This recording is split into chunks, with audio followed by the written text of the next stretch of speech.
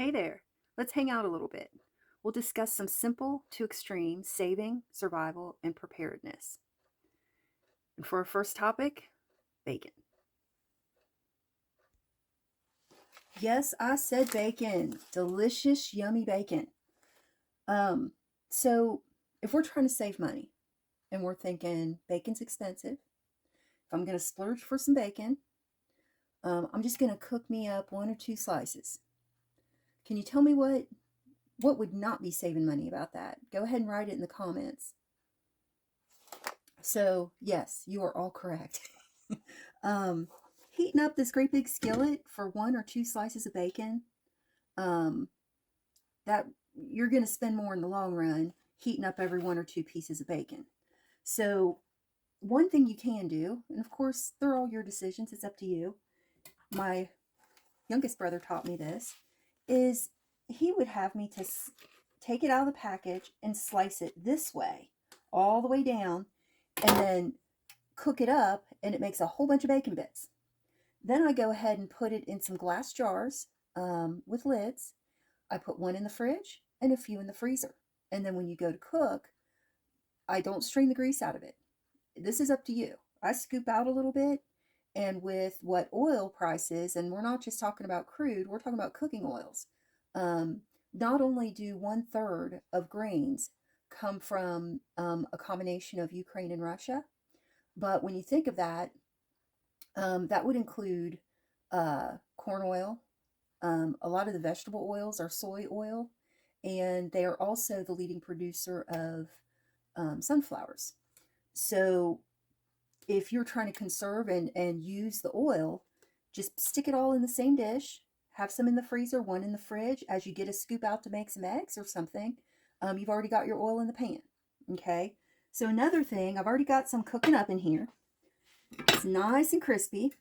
What I want to ask you is, what's wrong with this picture if you're trying to save money? And that, yes, that is, you could probably cook 4 pounds of bacon in this size pan using the same amount of heat, the same amount of wattage of electricity, which might not sound like a big deal, but if our stove had something on it that showed the wattage you used for every time you cooked something, and went ahead and equated a price to that, and we saw what it cost to heat up this big element, you might look at a smaller on a smaller. And I went ahead, and this will hold 2 pounds of bacon. But I went ahead and looked up the wattage to run the stovetop. And it runs anywhere from 2,000 to 5,000 watts. So logic would say that the small burner is probably 2,000 watts on low, and the large burner probably 5,000 watts on high. But what I'm hiding back here is what I'm going to, for a couple of reasons. One is the obvious. This uses 1,000 watts if it's on high. I don't cook on high. I cook bacon on 4. So I'm figuring probably 400 watts. But that's a huge difference in what it's going to cost you in electricity. Okay. Another thing is, I do if I have to, but if I can find things, whether it's on Marketplace, at yard sales, anything like that, to cut the cost of purchase. Now, granted, these aren't expensive. I think these, you can still get these around $20 on Amazon. But I didn't even pay that. And I just want to show you, some people get kind of grossed out about things like that. But this is brand spanking new in the box. Ugh. Let's see if I can get it out. See? Brand new in the box. Brand spanking new. So I'm going to go to this to cut down on the amount of electric I'm using in order to cut down on the cost of cooking food. I think we've all had a little taste of what our electric bills have been doing. And as oil prices go up, and this time I am talking. So we're going to move over here, and we are going to talk about cabbage. And this is another thing that has to do with saving money. So this time of year, usually at the beginning of January and around St. Patrick's Day, you can get cabbage at a really good bargain. And I think this was 30 something cents a pound. It could have been 39. I really don't know. Obviously, if you have any kind of uh, livestock type animal, um, some of them you can go ahead and take your scrap and save it in a bucket for them, of which I do that. And then my suggestion is when something's on sale, get a lot of it. Not more than what you'll use, but get a lot. Um, for example, you can get 2 heads, use one. After I take this out, there'll still be some bacon grease in here. And we can't let that go to waste. So you can go ahead and cook your cabbage in that after you remove your bacon.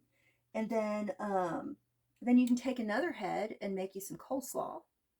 And if you like sauerkraut, um, you can go ahead and ferment you some cabbage and then have a couple of extra heads in your fridge to go ahead and have a week or two down the road. I mean, cabbage keeps pretty long, and all you do is peel off the outer leaves, and you're usually pretty good to go. And this particular cabbage, where I got it, the leaves, the outer leaves, of course, are almost always kind of pithy. But what I found is the inside is nice and crisp.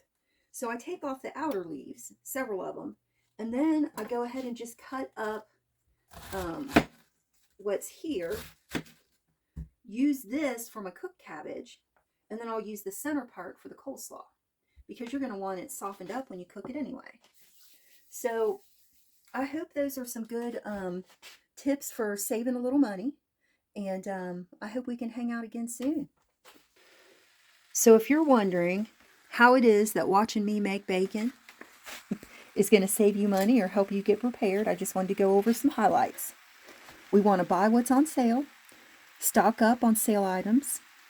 When we're cooking, we want to use the right size pan on the right size burner. Fill the pan, keep a lid on it. We don't want to waste. We want to cook it up and eat it up. Be willing to eat the same thing for 3 or 4 nights if that's what it takes. Cooking or packing our lunch. And just to kind of give an idea of the ratios of what we're looking at for wattage, just to kind of compare it to dollars. If the large burner on your stove is on high is 5,000 watts, just think of it as $5 to cook your dinner. The small burner on low, 2,000 watts, $2 to cook your dinner. A hot plate, 1,000 watts on high, $1 to cook your dinner. The hot plate on medium, 500 watts, which would be 50 cents to cook your dinner. That ratio for the savings would be actual. So just hoping this helps. Thanks. So another reason I'm looking to go with something like this, it's not that I won't use my stove or oven, but just as we've seen kind of the unexpected situation with the chip shortage and vehicles and just various different shortages over time, I kind of look at it like whether it's that we couldn't get appliances in the future or if they just became too unaffordable, combination of not just inflation on that particular appliance, but if you have high inflation and you have increased costs over most everything you're buying, you've got a lot less left over to save up for a big expense like that. So using something like this is going to extend the life of my stove and oven so that I can use it when I need it. And there are definitely some things I need it for. But in addition to that, I personally, this is more on the, we've talked about simple and we've talked about extreme. The extreme being, I'd like to have a couple of these put back. So that I try to look at everything like if it were the last one I could ever get. I've got a few more years that I'm likely to live, and providing the good Lord doesn't come back. So I'd rather be prepared, and I'm hoping you would too. And I sure am glad and thankful that we got to hang out a little bit together, and I hope we get to hang out again soon. Thanks.